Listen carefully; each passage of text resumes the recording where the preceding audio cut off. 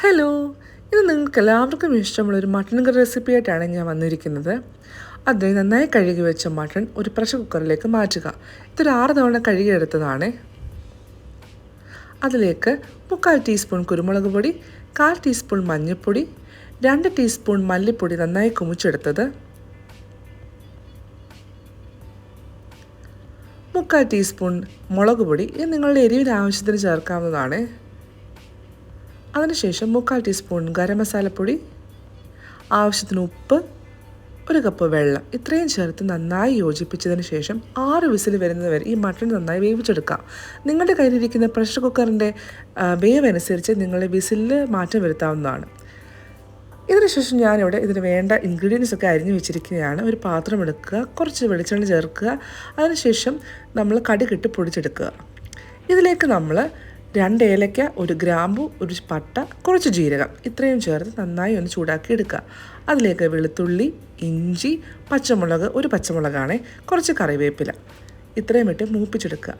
അതിലേക്ക് നമ്മൾ അരിഞ്ഞു വെച്ച സവാള, 1 പിടി കൊച്ചുള്ളി അരിഞ്ഞു വെച്ചത്, തക്കാളി, ഒരു ഹാഫ് തക്കാളി അരിഞ്ഞു വെച്ചത് ഇത്രയും കൂടി ചേർത്ത് നന്നായി യോജിപ്പിച്ച് ഒന്ന് വേവിച്ചെടുക്കുക.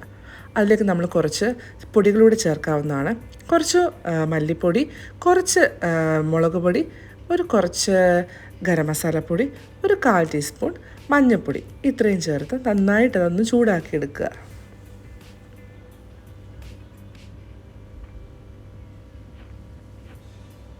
ഈ ചൂടാക്കിയെടുത്ത കൂട്ടിലേക്ക് നമ്മൾ വേവിച്ചെടുത്ത മട്ടൻ്റെ ഒരു ഗ്രേവി ഉണ്ടല്ലോ, ആ ഗ്രേവി കുറച്ചെടുത്ത് അതും കൂടി ചേർത്തിട്ട് നന്നായി ഒന്ന് ഇളക്കി ചൂടാക്കി എടുക്കുക.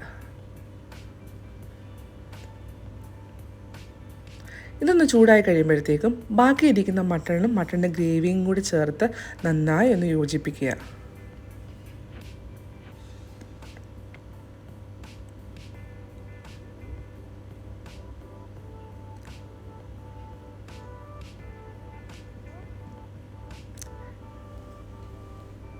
ഇത് നന്നായി യോജിപ്പിച്ച് നമ്മൾ ഒന്ന് കുറച്ച് കറിവേപ്പിലയും കൂടെ ചേർത്തിട്ട് ഒന്ന് തിളപ്പിച്ചെടുക്കണം കേട്ടോ.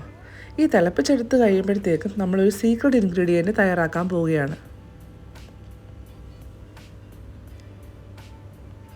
അതിനായി കുറച്ച് അണ്ടിപ്പരിപ്പ്, ഒരു 10 അണ്ടിപ്പരിപ്പ്, 1/4 സവാള, കുറച്ച് തേങ്ങ ചിരകിയെടുത്തത്, 1 പിടി തേങ്ങ ചിരകിയെടുത്ത് നമുക്ക് യൂസ് ചെയ്യാം. ഇതിലേക്ക് കുറച്ച് വെള്ളം കൂടി ചേർക്കുക. കുറച്ച് വെള്ളമേ ചേർക്കാവേ. നന്നായിട്ടൊന്ന് നമുക്കൊന്ന് ബ്ലെൻഡ് ചെയ്തെടുക്കാം. ഒരു കുഴമ്പ് പരുവത്തിൽ ഒരു പേസ്റ്റ് പോലെ ഇതേപോലെ ഒന്ന് അരച്ചെടുത്തിട്ട് അത് നമ്മൾ തിളച്ച് വരുന്ന ഈ മട്ടൺ കറിയിലേക്ക് ചേർക്കുക. ഇതിന് സ്വാദ് കൂടുന്ന ഒരു ഐറ്റമാണ് കേട്ടോ. ഇതൊരു നന്നായി യോജിപ്പിച്ച് ഒന്നുകൂടി ഒന്ന് ചൂടാക്കി എടുക്കുക.